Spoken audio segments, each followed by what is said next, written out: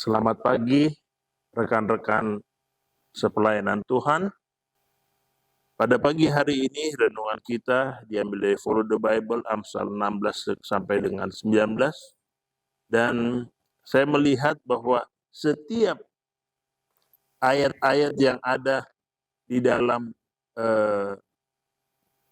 Amsal 16 dan 19 ini ada semua nasihat, ya. Di dalam ayat yang kedua dikatakan, segala jalan orang adalah bersih menurut pandangannya sendiri, tetapi Tuhanlah yang menguji hati. Serahkanlah perbuatanmu kepada Tuhan, maka terlaksanalah segala rencanamu. Ya. Tuhan membuat segala sesuatu untuk tujuannya masing-masing. Bahkan orang fasik dibuatnya untuk hari malapetaka. Jadi segala sesuatu, ya. Dan di ayat 7 katakan, jikalau Tuhan berkenan kepada jalan seseorang, maka musuh orang itu pun didamaikannya dengan dia. Hebat, ya. Tuhan dia katakan bahwa saya nanti akan mendamaikan. Tetapi apa? Tuhan mendamaikan. Inilah ajaibnya Tuhan itu. Tuhan mendahului kita. Karena apa?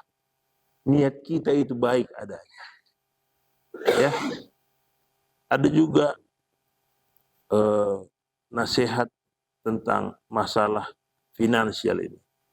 Lebih baik berpenghasilan sedikit disertai kebenaran daripada penghasilan banyak tanpa keadilan. Ini penting. Kita tidak perlu cemburu dengan orang yang lebih banyak uangnya lalu menebak-nebak. Ya, tapi ini nasihat penting. Lebih baik berpenghasilan sedikit disertai kebenaran. Ya. Kalaupun kita katakanlah berkecukupan, bersyukurlah. Ya, daripada ingin banyak uang tetapi dengan hal-hal yang tidak benar. Ya. Hikmat yang Tuhan berikan kepada Raja Salomo, ya. Sudah ia tahu, sudah dia temukan sebelum kejadian ini terjadi. Ya, ini mungkin belakang-belakang ini terjadi kan, pendeta, ya. Ya, mungkin rumah dipenuhi dengan kemewahan, tetapi belum tentu ada apa? Kedamaian. Dikatakan budak yang berakal budi akan berkuasa atas anak yang berbuat malu, ya, dan akan mendapatkan warisan bersama-sama dengan saudara-saudara anak itu. Orang yang berbuat jahat, perhatikanlah bibir jahat. Seorang pendusta memberi telinga kepada lidah yang mencelakakan. Nasihat di dalam ayat yang ke-6 dikatakan, mahkota orang-orang tua adalah anak cucu, dan kehormatan anak-anaknya ialah nenek moyang mereka. Ya, jadi ini perlu kita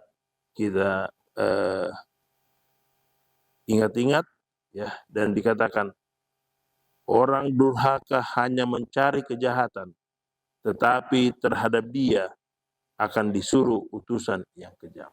Ya, jadi semua ini, setiap ayat adalah nasihat, ya. Di ayat yang ke-18 diingatkan kembali, orang bebal tidak suka kepada pengertian, hanya suka membeberkan isi hatinya. Bila kefasikan datang jugalah penghinaan, dan cela disertai cemoohan. Perkataan mulut orang adalah seperti air yang dalam, tetapi sumber hikmat adalah seperti batang air yang mengalir. Itulah sebabnya, ya, ada istilah katakan, sebelum berbicara berpikirlah berapa kali, ya. Ya. Jangan apa? Jangan mudah, ya, untuk mengeluarkan kata-kata dari lidah. Ya. Dan di dalam ayat yang ke-5 dikatakan, tidak baik berpihak kepada orang fasik dengan menolak orang benar dalam pengadilan. Bibir orang bebal menimbulkan perbantahan, dan mulutnya berseru meminta pukulan. Orang bebal dibinasakan oleh mulutnya, bibirnya adalah jerat bagi nyawanya. Jadi perlu berhati-hati dengan apa? Dengan lidah. Ya, perlu berhati-hati. Nyawa kita tergantung lidah. Ya, waktu lidah kita ini gampang berbicara yang nggak benar, maka itu pun akan menjadi apa? Serangan bagi kita. Hamba-hamba Tuhan, hati yang orang berpengertian memperoleh pengetahuan, dan telinga orang bijak menuntun pengetahuan. Ya, inilah yang perlu kita apa? Perlu kita miliki. Ya, hati yang berpengertian memperoleh pengetahuan. Di pasal yang ke-19 dikatakan, lebih baik seorang miskin yang bersih kelakuannya daripada seorang yang serong bibirnya lagi bebal. Jadi bukan harta rupanya yang menjadi standar yang Amsal ini katakan, tetapi apa?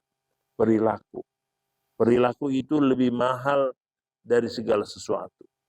Lebih baik seorang miskin yang bersih kelakuannya daripada seorang yang bibirnya lagi bebal, serong bibirnya lagi bebal.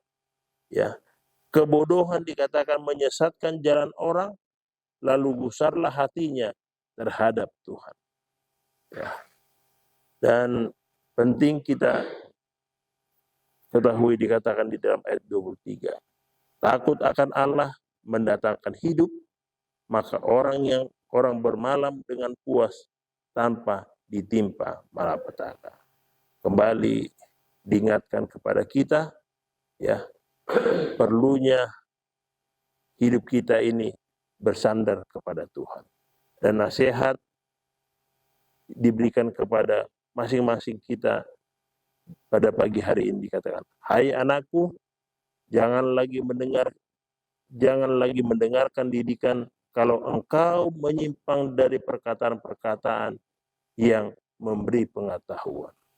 Jadi kepada orang-orang bebal juga, ya, Tuhan mengingatkan melalui nasihat dari buku Amsal bahwa orang-orang yang tidak mau lagi mendengarkan didikan, ya, tentunya malapetaka akan menimpanya. Itulah yang menjadi bagian kita pada pagi hari ini.